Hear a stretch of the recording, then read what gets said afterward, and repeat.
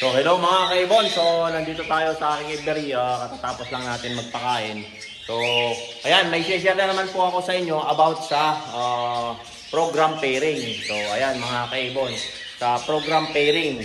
So ayan, na-discuss natin yung unang vlog ko, yung natural pairing. Pag sinabi mong natural pairing kasi mga kaibon, is yung silang kusa ang nagpares.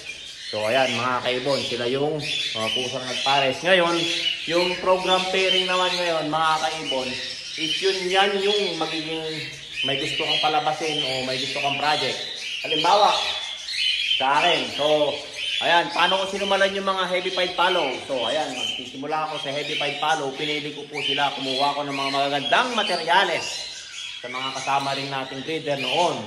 So ngayon, ako kapag program pairing ako mga kaibon, so namimili ako sa flight or may nakikita ako dun sa mga post natin sa group sa mga kasama nating breeder, ina-acquired ko sila. So ayan mga kaibon, ang program pairing kasi merong successful na pagpapares at unsuccessful na pagpapares. Pag sinabi mong unsuccessful, yan, nabubulol tuloy ako mga kaibon, is yan yung ibig sabihin ay hindi papares yung napili mo. So ayan mga kaibon, hindi sila nagpapares. Yan ang most likely na natatagalan, na abutin ng taon bago sila magpares. So meron din akong ganun. So trial and error.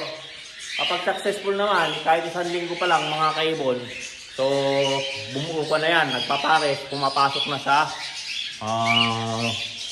cage o nagtatabi. So kagaya nito mga kaibon, 1 week ko pa lang, nagpapares na sila. So yan yung heavy pied follow, saka isang pastel na pearl na saddleback. So ayan mga kaibon. So meron din dito, ganun din. Kasi kalalagay ko lang kahapon to. So yan, heavy pied na split follow, saka isang heavy pied na white face. So kahapon ko lang yan, yung lalaki, niyayaya na yung hen.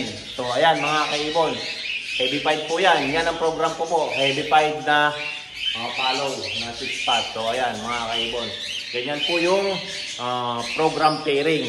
So na-share ko lang po yan para at least alam nyo, sa program pairing medyo mahirap minsan kasi hindi talaga sila compatible. Kahit na anong gusto mo, kahit ang ganda ng ibon na yan, hindi nagpapares. So sa tagal, wala talaga. Pero kung matyaga ka, kagaya ko, inaabot ng 1 taon ng pairing, ginabayaan ko lang sila kasi hindi ako naiinip kasi marami naman tayong mga inaantay na breeder o bumubuga dito sa atin. So ayan, kahit na 1 taon yan, pinatyaga ko. So makapaglabas lang ako at magustuhan ko yung pares na yun, yung pinagpares ko na yun. So ayan, so for now, yung dalawang pinagpares ko na pares, successful kasi nagkukutuhan na. Yung isa, niyayaya na dun sa nest box. So ibig sabihin nun, kapag dominant kasi yung lalaki, madali lang magpares yan. Kailangan lang na ihunan nyo yung cock ng 1 week sa breeding cage nyo. So ayan, may mga unang vlog ako na how to prepare a breeding procedure sa mga unang videos ko. So ayan, panoorin nyo na lang doon mga kaibon. Pero ito, for the meantime talaga, yung program pairing, pipili ka ng yung pagpaparesin at may project ka, halimbawa ng heavy pied follow o ganyan.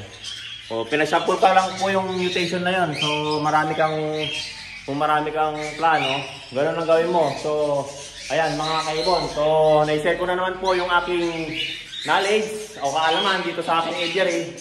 So ayan, mga bagong pintura po yan, yung mga slide cage. So yung utility natin, so mga lang yan mga kaibon, mga bagong pintura. So ayan mga kaibon, don't forget to subscribe my YouTube channel, Warren Palakpak Kaibon, at ang aking Facebook page, Warren Palakpak Kaibon, at ang aking Facebook, Warren Palakpak Mr. Tigasin. So hanggang sa muli mga kaibon, like and share, follow, subscribe.